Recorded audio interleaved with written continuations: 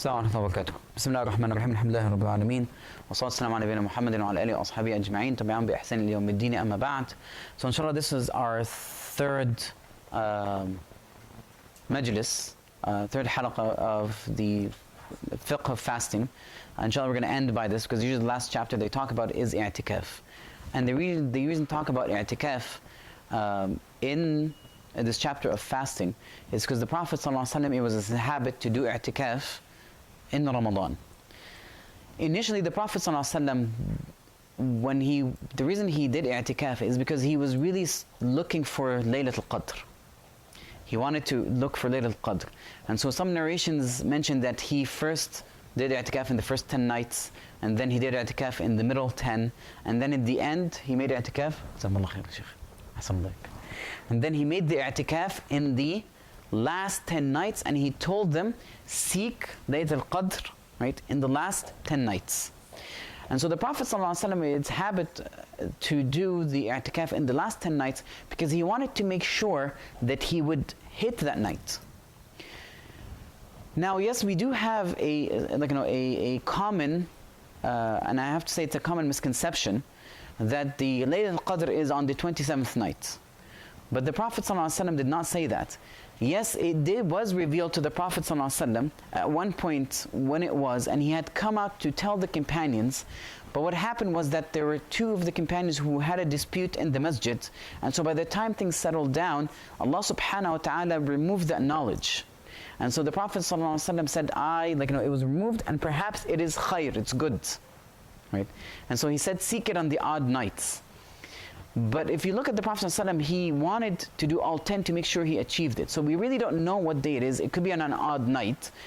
And so the scholars who chose the 27th, they didn't say it's definitely the 27th.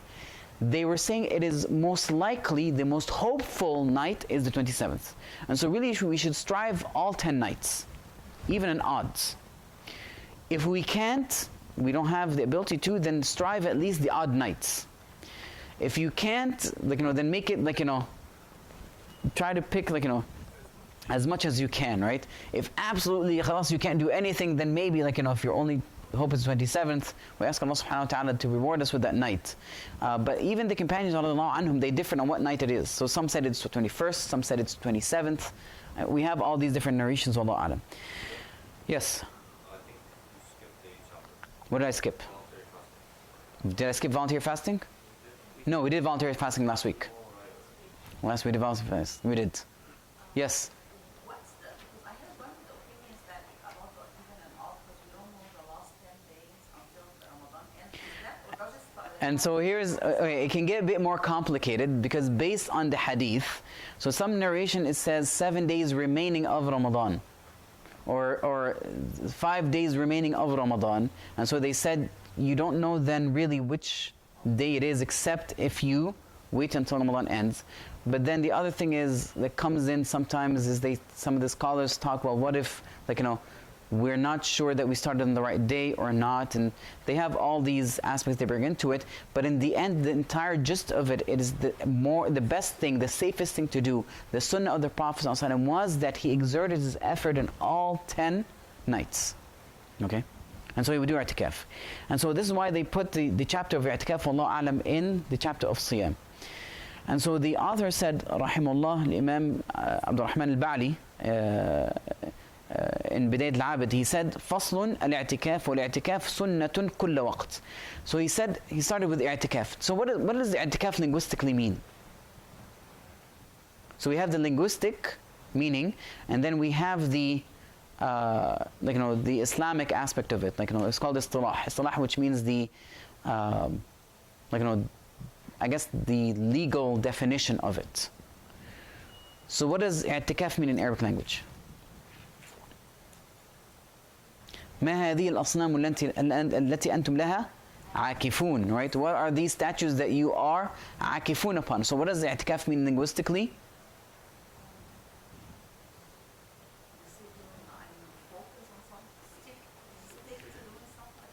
Stick, to remain, right? To remain in a place. That's what it means. Iʿtikāf, which means to remain at a position, to remain in a spot or a place doing something. Okay, so this is what i'tikaf linguistically means. However, so that's why they say لزوم الشيء, right? الاعتكاف لغة لزوم الشيء. In shar'an, right, it means لزوم masjid, right, to remain in a masjid. So there are conditions now we're going to have to talk about, okay? So لزوم مسجد لطاعة الله تعالى على صفة مخصوصة من مسلم عاقل لا غسل عليه ولو مميزا. So here, in fact, the definition has all the conditions associated with it. It says لزوم, which means to remain, لزوم, which means to abide, to stick in a masjid, to remain in a masjid, لزوم مسجد, in a masjid, لطاعة الله, for the obedience of Allah subhanahu wa ta'ala. So there's an intention over here, that this is active worship, so you're intending to do i'tikaf. For the sake of Allah subhanahu wa ta'ala, على صفة مخصوصة, in a صفة, which means a form, in a specific form, min Muslim, from a Muslim that is sane, that does not have to do a ghusl. Because remember, if you have to perform a ghusl, you're not supposed to be in a masjid. Okay, so you're supposed to do a ghusl first and come in a masjid later on. وَلَوْ مُمَيَّزًا, so a mumayyiz, it is accepted from him, right, to do i'tikaf. So the conditions are, one, obviously has to be a Muslim, but the second important condition is that it must be in a masjid, okay? They talked about, the scholars talked about this, so it cannot be in a musalla. There's a difference between a musalla and a masjid. A masjid is a waqf, right? I forgot the translation of a waqf. An endowment, right? For the Muslims, does not belong to a specific person. So it's an endowment for all the Muslims, waqf for all Muslimin, that is dedicated as a masjid. So it's not a musalla. Musalla does not count. Can you do i'tikaf in your house? No, you cannot do i'tikaf in your house, right? In the masjid. Yes. Right. So if you're asking, is it permissible for women to do i'tikaf in a masjid? The answer is yes, it is permissible. So the mothers or the wives of the Prophet ﷺ, after his death, they would do i'tikaf in the masjid, and so they would have a khiba'. Right? A khiba' is a form of something, almost looks like a really small tiny tent they would have in the masjid, that they would do their i'tikaf in it. Right? So that they would be kind of separate from the people coming in and out and all these things. Even the Prophet ﷺ, he would sometimes have his khiba', he would go in there and do his i'tikaf, and they would come out, do his prayers, whatever the case, and then go back in there and do his i'tikaf. So one, it has to be a masjid. Now the amount of time, now this is all not in the matn, I'm just kind of explaining i'tikaf. Because the scholars would discuss, is there a specific, does i'tikaf have to be only in Ramadan? Is it only allowed in Ramadan? Do you have to be fasting while doing it? So the author over here, he said, al-i'tikaf masnoonun kulla waqt, sunnatun kulla waqt. It's a sunnah any time. It doesn't have to be in Ramadan. It doesn't have to be in the day. It doesn't have to be in the night. It could be day or night. It's all about your intention. However, in Ramadan, it is more akad, more recommended. وَأَكَدُهُ عَشْرُهُ الْأَخِيرَ, and the most recommended of it is the last 10 nights. Now, when we talk about the i'tikaf over here, is there a limited time for it to be i'tikaf, to be considered an i'tikaf? Because we're talking about a Hanbali text over here, the answer is no. أقله ساعة من الليل أو النهار. The least of it is a sa'a. Sa'a doesn't mean literally an hour. Sa'a just means an amount of time. So this is why the Hanbali, they tell you, it's a good idea. It's a mustahab. Whenever you enter a masjid, you're going to be there for a bit. Have intention that you're doing a i'tikaf. You'll get the reward of i'tikaf. Okay, so that's why they say mention that. So anything that is considered linguistically that you're sitting there for a period of time will be considered i'tikaf if you have the intention. And so the most, it's a sunnah, so it's not something that is mandatory. Now you don't have to do all fasting. I'm saying this is because some of the opinions of scholars, and I believe it's the Maliki opinion, and maybe perhaps even the Hanafi, I'm not quite sure, but I know Maliki at least, is that it's their opinion, part of the i'tikaf to be considered an i'tikaf is they have to do it while you are fasting. Okay. The Hanabila responded, say, no, that is not necessary, because of the hadith of Umar ibn Khattab, when he said to the Prophet ﷺ, I had made the intention to make an i'tikaf layla in jahiliyyah. Right? I made an i'tikaf, like a nadhr, which means I made an oath, a promise to Allah Ta'ala, that I made an i'tikaf in a night from the jahiliyyah. So the Prophet ﷺ said, fulfill your oath. Okay? And so this for a night. And in a night you do not fast. Do you fast at night? So they said over here, see, you do not need to do a fast, and it indicates that the i'tikaf is allowed. Yes?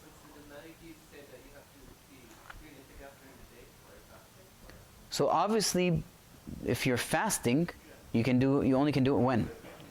Good. So they tell you for an i'tikaf to be correct, it has to include the day. This has to be in a dispute of what is the length of span of time, so you can consider it an i'tikaf. So the Malikis, I don't want to go into much of it because I'm not a Maliki, so there are a lot of details that I do not know, but I know that their opinion is that it has to be done while fasting. Right? And so it has to be a specific amount of time. Hanbalis, they tell you there's no specific amount of time. You don't have to fast or anything. The minimum amount of time that is considered for you that you are remaining in a place, then that is considered an i'tikaf. As long as you have the intention. Okay?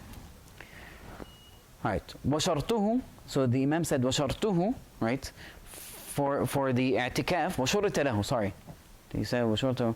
Okay, sorry. وَيَجِبُ بِنَذْرٍ, and it's mandatory, it becomes mandatory upon a person to do i'tikaf if he had made a oath that I will make an i'tikaf. So this is called a nadhr, right?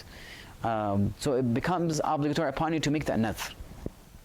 وَشُرِطَ لَهُ, right? So these are the conditions for the i'tikaf. So he said وَشُرِطَ لَهُ نِيَّةٌ وَإِسْلَامٌ وَعَقْلٌ وَتَمْيِيزٌ وَعَدَمُ مَا يُوجِبُ الْغُسْلِ, right? وكونه بمسجد ويزاد في حق من تلزمه الجماعة أن يكون المسجد مما تقام فيه الجماعة ومن المسجد ما زيد فيه ومنه ظهره ورحبته المحوطة ومنارته التي هي أو بابه فيه. Alright, so over here the author goes about the conditions of doing i'tikaf. So he said i'tikaf, part of the conditions of it is that you have an intention, because every act of worship requires a intention, because really what's the difference between a person who is doing i'tikaf and a person just sitting there reading Quran or listening to a class, right? They have to have intention of the i'tikaf. وإسلام وعقل وتمييز, right? So Islam, you must be Muslim, you have to be sane, and at least you have to be a person of age of discernity, right? You can be able to discern what's right or wrong, which means a child who's at age of what age? 7 years old. Hijri calendar, okay? It will be accepted from them to have that intention. وعدم ما يجب غسل, right? And he does not have an is not in a situation where it is obligatory for him to perform ghusl, whether it is from janaba or from a menstrual cycle or anything like that. Okay? And then he said the condition it being in a masjid. So it's not considered an i'tikaf, la yasih, it's not a correct i'tikaf, it's some other than a masjid. We're going to add an addition to that this masjid has to be a place where the jama'ah is conducted for those who jama'ah is mandatory upon. Now what this refers to is that in some Muslim countries, there are places that are considered a masjid. It is a masjid, waqf. However, the jama'ah is not conducted in their leg regularly. Okay? So which means there might be like a salah, a person is in there by themselves. So a person who a jama'ah is mandatory upon them, remember we covered the book chapter of prayers, we said jama'ah is mandatory on the male. So if he's going to do an i'tikaf, he cannot do an i'tikaf and not fulfill his obligation of praying in jama'ah. So it has to be done in a masjid that conducts a jama'ah. Does it have to have a jum'ah in it? No. I know it sounds weird because every masjid here has a jum'ah. Over there they had masjid, right? And then they had masjid al-jami', right? Al-Jami', which means the collective, which is the larger one where the Jum'ah is conducted. Because long time ago, Jum'ah was only conducted in one masjid. The scholars had prohibited, like at that time, it was not allowed to have a Jum'ah, more than one Jum'ah in a city, in a town. So everybody gathers and has that prayer in that one place. Okay? And so you can have i'tikaf in that masjid and you can leave, it doesn't make your i'tikaf, to leave and go have that Jum'ah and come back again to your masjid. That is allowed. And so it doesn't have to be conducted to have a Jum'ah in there. Now the question is, because it is permissible for sisters to do an i'tikaf, right? So for them, it is okay for them to have an i'tikaf in a masjid that there's no jama'ah in it, because it's not mandatory for them to have jama'ah. Okay? Is that clear? All right. وَمَنْ تَلْزَمُ الْجَمَاعَةَ أَنْ يَكُونَ الْمَسْجِدْ مِمَّا تُقَامُ فِيهِ. So we covered. So whomever Jama'ah is up. Now I'm not going by translation because I don't have the translated book. I forgot it at home. So if I'm missing anything from translation, please point it out. Or if there's a better translation, let me know. So he said, الجماعة ولو من معتكفين. So, okay, here's a question though. What if it's a masjid that regularly does not have a jama'ah? However, there's a group of people, men, that are doing i'tikaf. Is that okay? Because they can create jama'ah. Yes, because they're creating the jama'ah. Yes, because they're creating the jama'ah. All right, وَمِنَ الْمَسْجِدِ. So now they usually discuss what is considered part of the masjid. Because you know, i'tikaf has to be in the masjid, but so what is considered part of the masjid? So the author says, وَمِنَ الْمَسْجِدِ مَزِيدَ فِيهِ. Anything you added new to the masjid is part of the masjid. So if you think about, for example, the masjid of the Prophet ﷺ is a specific size, but if you look at it now, it got increased in size. From the time of Umar ibn al-Khattab, they would increase in size. Uthman ibn Affan, they increase in size. So they increase it to allow people. So anything that is increased from the masjid is part of the masjid, like its original form. It will be considered part of the masjid. So مَزِيدَ فِيهِ وَمِنْهُ ظَهْرُهُ وَرَحْبَتُهُ الْمَحُوطَةِ. And part of the masjid is so the author said ظهره, which means its back. So it's referring to the top of the masjid. All right, السطح. So if I do i'tikaf on top of the masjid, it's considered valid. Right? 2 stories. Sure. But you're saying Unless you intend that it was built not part of the masjid. this is rooftop. Yes, the rooftop. Right? You don't need it?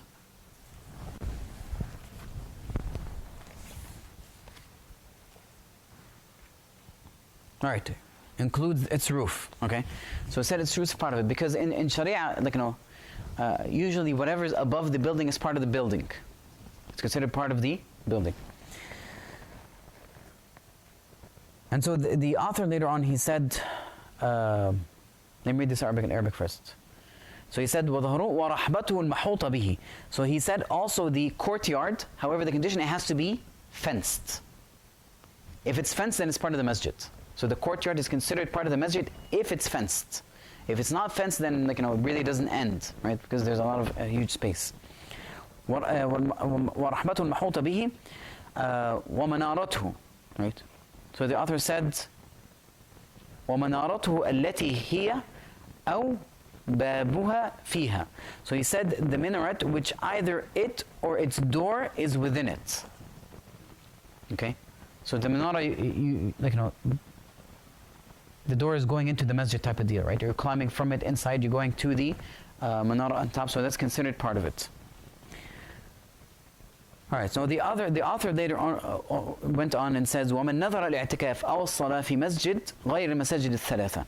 So then they talk about doing nadhr in a specific masjid or in the 3 specific masajids, which are Masjid al-Makki, al-Haram, and al-Madani, the Masjid of the Prophet ﷺ, or al-Masjid al-Aqsa.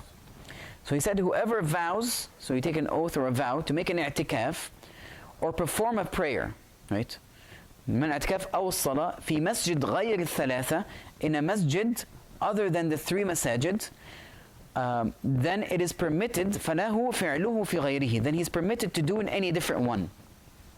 So if I made a vow, nadhr, to make i'tikaf in this masjid, do I have to make it in this masjid? No, I can do it in another masjid. Another masjid, right? I cannot do it in NUI, because that's not a masjid, right? I can do it in another masjid. So if I go to MCMC, for example, that's another masjid, right? I can do i'tikaf there, that is fine. Yes, because all masajid are equal, and there's no virtue to it. And this is why they made it specific, they specified, except, other than the 3 masajid. They said he made a masjid in other than the 3 masajid. فَلَوْ فِعْلُهُ فِيهِ, then he can do it in it. So that one that you made specified that you're going to do vow in it. وَلَهُ فِعْلُهُ, and you're able to do it in a masjid that is better than it. Right? So if I made, for example, if I said I'm going to vow, I'm going to do it here, but then I fulfill it in Medina. Is that okay? Obviously yes, right? Because Medina Masjid is obviously better. All right, وَلَوْ فِعْلُهُ فِي الْأَفْضَلْ مِنْهُ. All right, so let me read what is said over here. ومن نظر اعتكف وصلاة في مسجد غير الثلاث فله فعله في غيره وفي أحدها فعله. All right, and if he made فله فعله في غيره وفي أحدها. Now over here the author is saying, so if he made the vow to make a nadhr in one of these masajids, referring to the three masajids, so you can do it in it or in the one that is better than it. And the better for أفضلها المسجد الحرام ثم المسجد النبي ثم الأقصى. And the best of it is Masjid Haram followed by the Masjid of Prophet ﷺ followed by the Masjid Al-Aqsa. So what the author is saying over here, if a person makes a nadhr to make i'tikaf in Masjid Al-Aqsa, then he can do it in Masjid Al-Aqsa or in Medina or in Mecca. Haram Makki, okay? All right, now what if he made the nadhr to do it in the Masjid of the Prophet ﷺ? Can he do the nadhr of i'tikaf in Masjid Al-Aqsa? No.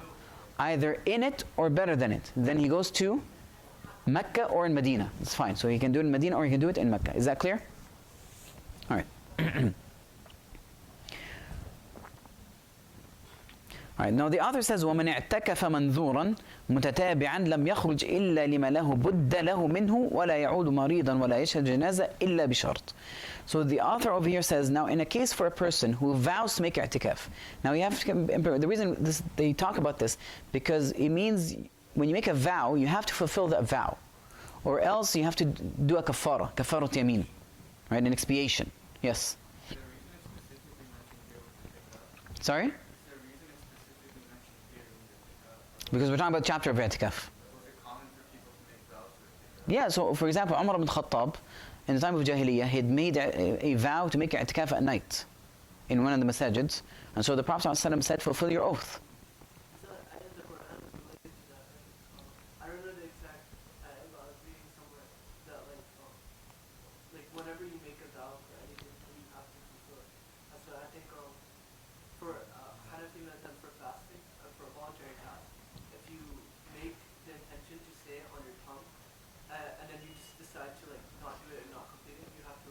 Two different things.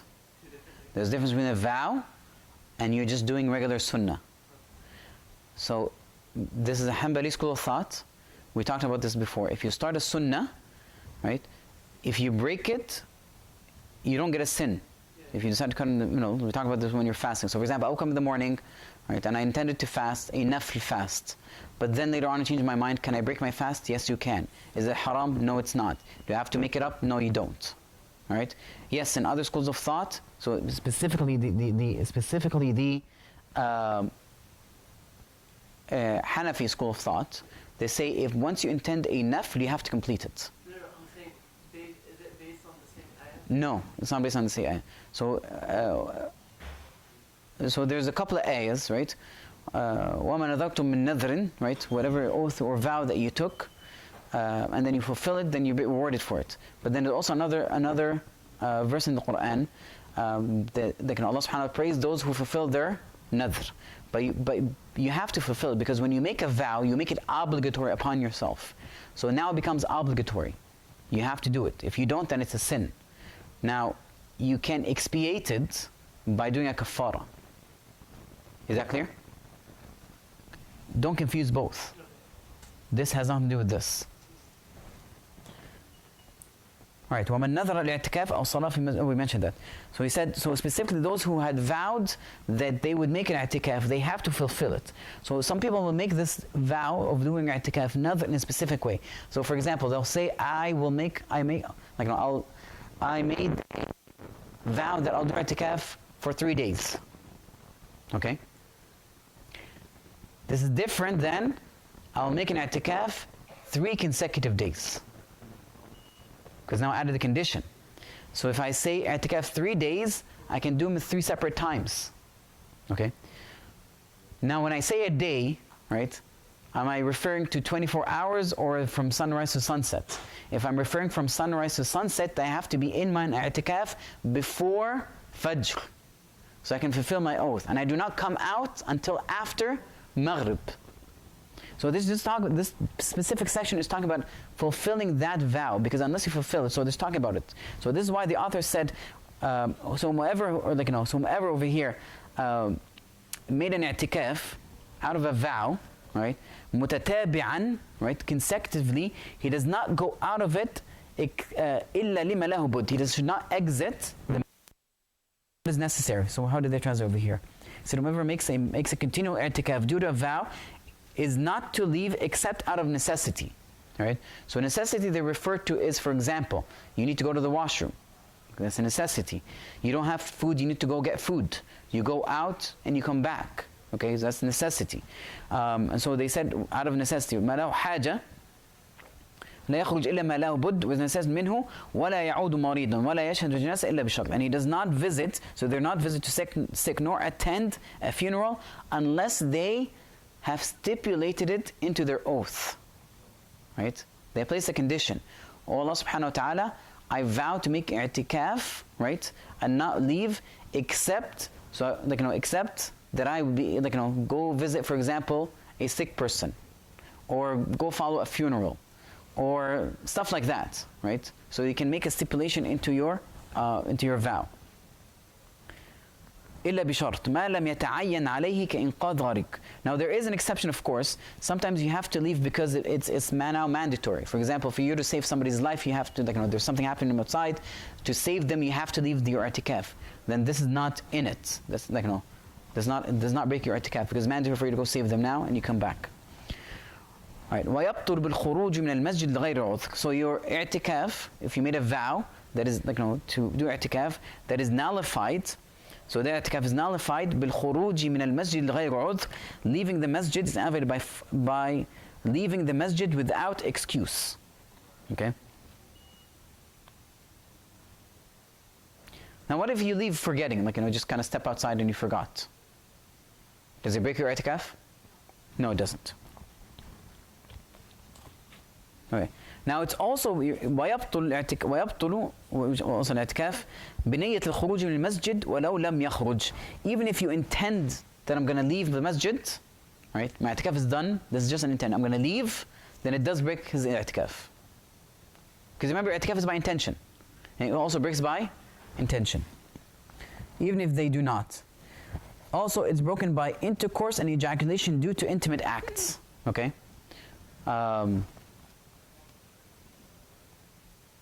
I think that's pretty straightforward. Okay. Now, also, it's nullified, or it's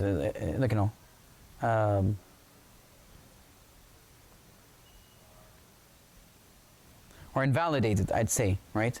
If you commit ridda, which is apostasy, or you become intoxicated because of drinking or anything else. So all these kind of stop your i'tikaf. وحيث بطل وجب استئناف النذر المتتابع النذر استئناف المتتابع غير المقيد بالزمن ولا كفارة عليه. All right, so وحيث بطل وجب استئناف. So if you invalidate your i'tikaf, you have to redo it again. So remember, this is talking about those who made a vow, okay? Because if you're just doing it as a nafl, there's no need to make it up again. Okay. So those who have to make it, made a vow, they have to make it up again from the beginning. So that one day, they have to redo that one day, right? النذر المتتابع غير المقيد بالزمن ولا كفارة, right? Now, is referring over here to the consecutive. If a person made a consecutive days, so he has to repeat them all over again. Because if I said I'm going to do 3 consecutive days, so I passed the first day, the second day, right, and then the third day I invalidated it. So I have to repeat over again the first, the second, and the third. Okay, now what if I made a vow that it will be in a specific time frame? The last 3 days of Ramadan, okay? Now what's going to happen? If I break it, then I miss part of my vow. So I have to give a kafar. But what if I did not make that stipulation? I can just repeat 3 consecutive days any other time, and there's no kafar. Okay, there's no, I don't have to expiate. So this is why he said, وإن كان مقيدا بزمن معين استأنفه عليه كفارة يمين لفوات المحل ولا يبطل. Okay? In sorry, المحل. And so he says, and if it was, and wherever it is invalidated, the continual non-time specific type must be recommenced without expiation. That which is time specified must be recommenced with an obligatory expiation of breaking an oath due to the loss of the setting, because you cannot make it back up again. So you have to expiate it.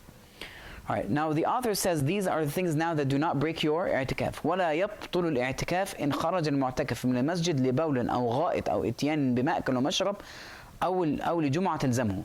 So it does not invalidate for leaving the masjid to use the restroom, bring food, attend Jumu'ah, which is required. So the Jumu'ah has to be required from you, or perform some obligatory purification. الجمعة تلزمه.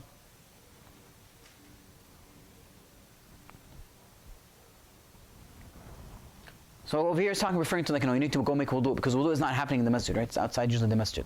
Only, by the way, recently wudu has become in the masjid. Long time ago it used to be outside the masjid. So if you go outside to make wudu, that is fine. So some places still, but the majority overseas, they're still inside. All right. And it's recommended to be busy. So did we finish that section? Okay. And so the author over here says that these are the recommended things for you to do in i'tikaf. It says it's recommended to be busy. ويسن تشاغله بالقرب واجتناب ما لا يعنيه ويحرم جعل القرآن بدلا من الكلام. So he said it is recommended that one be busy with righteous deeds. So when you're doing i'tikaf, because you worship Allah subhanahu wa ta'ala, just make sure you're always busy with things that please Allah subhanahu wa ta'ala. Now things that get close, such as reciting, dhikr, salah, all these things. And it's also recommended to refrain from what is of no concern, right? So mind your own business. Unnecessary things, like, keep away from it, because you're here for the sake of Allah subhanahu wa ta'ala. And then we see this quite often. Sometimes, like, people are doing i'tikaf, they sleep most of the time, and then when they get up, they have these little communal, like, discussions. Very little they recite Quran. That's defeating the purpose of i'tikaf. The purpose of i'tikaf, you're isolating yourself for the worship of Allah subhanahu wa ta'ala. So busy yourself with that the majority of the time. Small talk eventually here and there with something that is like, how are you, assalamu alaikum, whatever the case is, it's fine, it's good. But let us have more of a, like, discussions that have, or it's political or anything else kind of talk, right? Refrain from that. So does not recommend it. You should stay away from it. And so he said it is also impermissible to make the Quran a replacement for speech. So this is referring to whenever somebody asks this question, you respond by a verse from the Quran, right? And so, if, for example, if you have a stick, for example, with you, and somebody asks, "Hey, what's that?" And so you start reciting, "Hadi asaya atawakka'u alayha wa ahshu biha ala ghanami wa liya fi ma'arib ukhra," right? No, you shouldn't be doing that. Don't use that as a form of speech, right? And he said, "Yahrum," right? So it's. Well, he's specifically saying for i'tikaf, but I don't think generally it's good to do that, because even the Prophet ﷺ did not do that, right? It's almost making a mockery of the Quran, but also you're going to take things out of context. Okay, so we should not be doing that in the first place. So he said, وَيَحْرُمُ جَعْلُ الْقُرْآنِ بَدَلًا عَنِ الكَّلَامِ. And so he said, وَيَنْبَغِي لِمَنْ قَصَدَ الْمَسْجِدْ أَنْ يَنْوِي الْاعْتِكَافِ مُدَّةَ لُبْثُهُ فِيهِ. So he said, a person, وَيَنْبَغِي, he said, when going to a masjid, i'tikaf should be intended. يَنْبَغِي means it should be intended for the duration that they remain there. And we already talked about that, because there's just more rewards. And it's amazing if you want to think of it, how many times we actually waste opportunities that we can gain reward of it because we don't remember the intention, right? We can have, accumulate multiple things of the same all at once, so that we can get rewarded with multiple things that we can do. And this ends the chapter of Siyam. And you have any questions, we can take it. If not, I ask Allah subhanahu wa ta'ala to make us among those who are able to fast Ramadan in the best way possible that makes Him pleased with us, so that we will be forgiven in it, and that we exit Ramadan in a way that makes Allah subhanahu wa ta'ala be pleased with us, and to be more beloved to Allah subhanahu wa ta'ala, to make us among those who He frees from the hellfire and allows to enter Jannah. جزاكم الله خير. سبحانك اللهم وبحمدك أشهد أن لا إله إلا أنت أستغفرك وأتوب إليك.